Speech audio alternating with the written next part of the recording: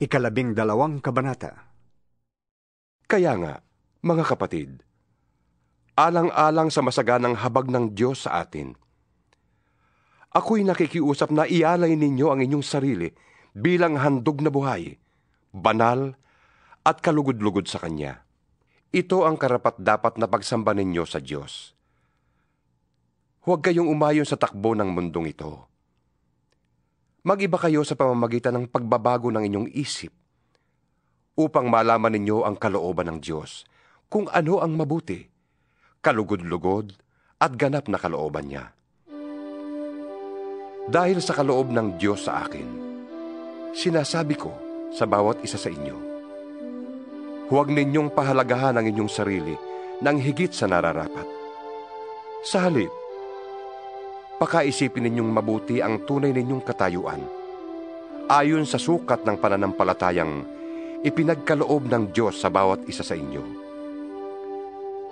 Kung paanong ang katawan ay binubuo ng maraming bahagi at magkakaiba ng gawain ang bawat isa, gayon din naman, kahit na tayo'y marami, nabubuo tayo sa iisang katawan ni Kristo, at tayong lahat ay bahagi ng isa't isa. Tumanggap tayo ng iba't ibang kaloob ayon sa kagandahang loob ng Diyos. Kaya't gamitin natin ang mga kaloob na yan. Kung ang ating kaloob ay pagsasalita ng pahayag mula sa Diyos, magpahayag tayo ayon sa sukat ng ating pananampalataya. Kung paglilingkod ang ating kaloob, maglingkod tayo. Magturo ang tumanggap ng kaloob sa pagtuturo. Magpalakas ng loob ang may kaloob sa pagpapalakas ng loob. Kung pag-aabuloy ang iyong kaloob, mag-abuloy ka ng buong kaya.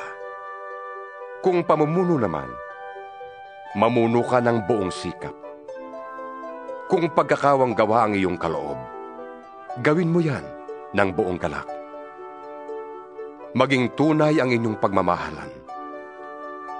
Kasuklaman ninyo ang masama at pakaibigin ang mabuti. Magmahalan kayo bilang tunay na magkakapatid at pahalagahan ninyo ang iba ng higit sa pagpapahalaga nila sa inyo. Magpakasipag kayo at huwag maging tamad.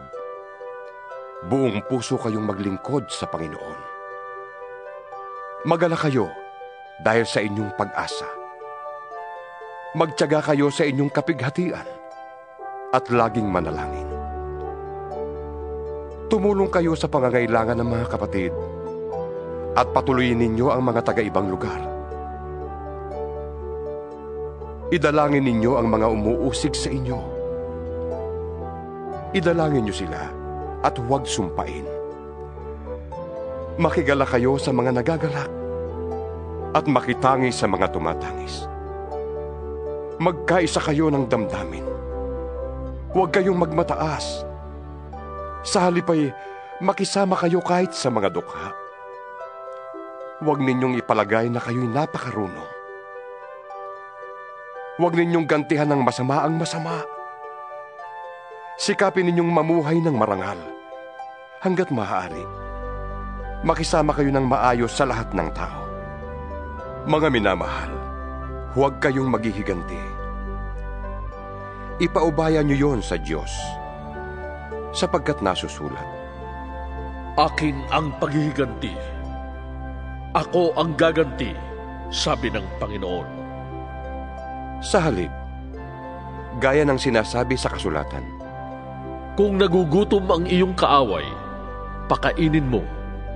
Kung nauuhaw, painumin mo. Sa gayon, mapapahiya siya sa kanyang sarili. Huwag kang magpadaig sa masama, kundi daigin mo ng mabuti ang masama.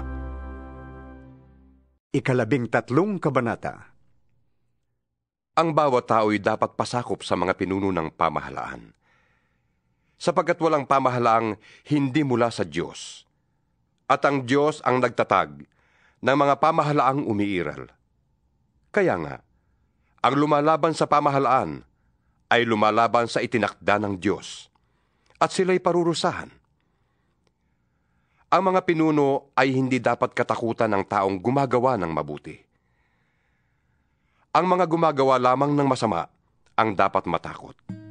Kung ayaw mong matakot sa mga namumuno, gumawa ka ng mabuti at papupurihan ka pa nila.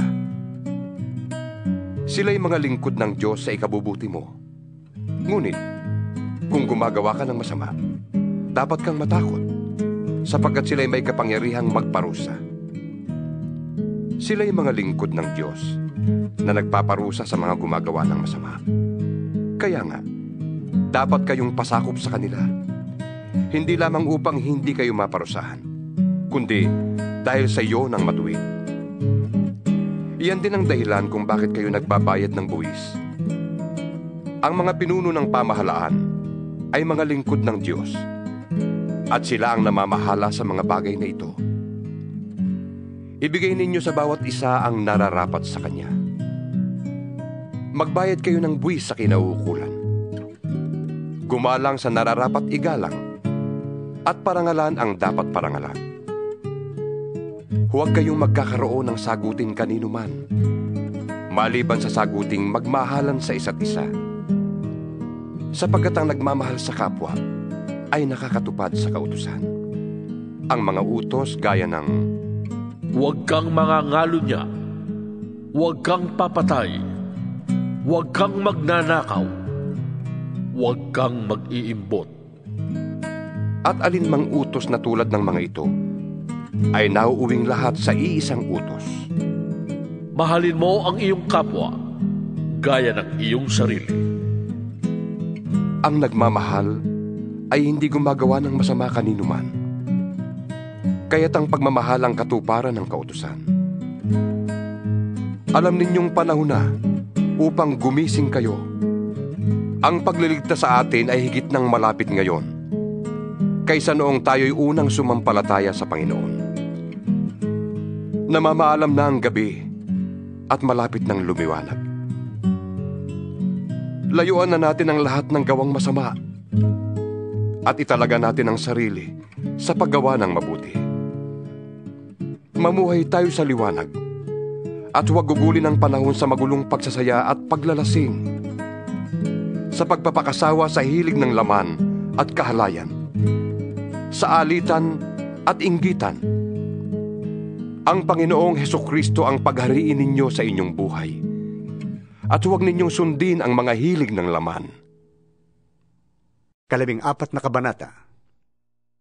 Tanggapin ninyo ang mahina sa pananampalataya, at huwag makikipagtalo tungkol sa kanyang paniniwala. May naniniwalang maaari siyang kumain ng anuman, ngunit gulay lamang ang kinakain ng mahina sa pananampalataya. Huwag hamakin ng taong kumakain ng anuman ang kumakain ng gulay lamang, at huwag namang hatulan ng kumakain ng gulay lamang ang taong kumakain ng anuman, sapagkat siya'y tinatanggap din ng Diyos. Sino ka upang humatol sa utusan ng iba?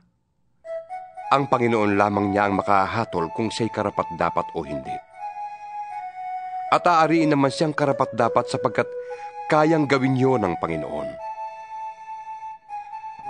May nagpapahalaga sa isang araw ng higit kaysa ibang mga araw. May naniniwala namang pare-pareho ang lahat ng araw. Magpakatatag ang bawat isa sa kanyang sariling pasya sa bagay na ito. Ang nagpapahalaga sa isang araw ay nagpapahalaga nito alang-alang sa Panginoon. Ang kumakain ng anuman ay kumakain niyon alang-alang sa Panginoon. Yamang nagpapasalamat siya sa Diyos.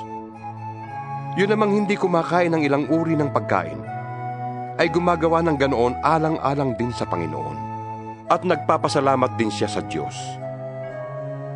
Walang sino man sa atin ang nabubuhay o namamatay para sa kanyang sarili lamang. Kung tayo'y nabubuhay, sa Panginoon tayo nabubuhay. At kung tayo'y namamatay, sa Panginoon tayo namamatay. Kaya nga, sa mabuhay o sa mamatay, tayo'y sa Panginoon. Sapagkat si Kristo ay namatay at muling nabuhay, upang maging Panginoon ng mga patay at ng mga buhay. Ngunit ikaw, bakit mo hinahatulan ang iyong kapatid? At ikaw naman, bakit mo hinahamak ang iyong kapatid? Tayong lahat ay haharap sa hukuman ng Diyos, sapagkat sinasabi sa kasulatan, Yamang ako'y buhay, sabi ng Panginoon. Ang lahat ay luluhod sa harap ko, at ang bawat dilay magpupuri sa Diyos.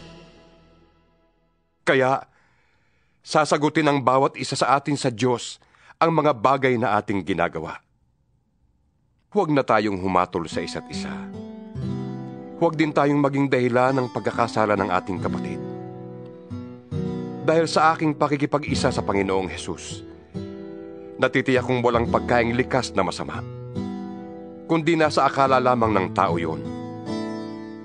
Kung inaakala ni numan na ipinagbabawal ang isang pagkain, bawal yun sa kanya.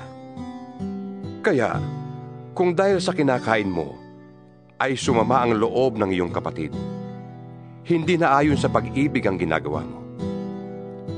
Si Kristo'y namatay para sa kanya, kaya't huwag mo siyang ipahamak dahil sa iyong pagkain. Pag-ingatan mong ang inaakala mong tama ay huwag masamain ang iba. Sapagkat ang pagkain o inumin ay walang kinalaman sa paghahari sa atin ng Diyos. Ang mahalaga rito ay ang pagiging matuwid, magandang pagsasamahan, at kagalakang kaloob ng Espiritu Santo. Ang naglilingkod kay Kristo ng may ganitong kaisipan ay kinalulugdan ng Diyos at iginagalang ng mga tao.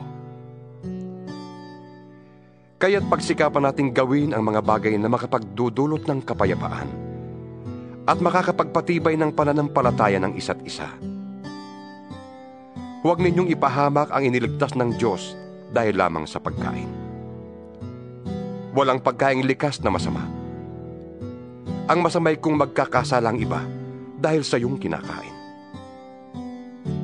Mabuti ang di kumain ng karne o uminom ng alak o gumawa ng anumang magiging sanhi ng pagkakasala ng iyong kapatid.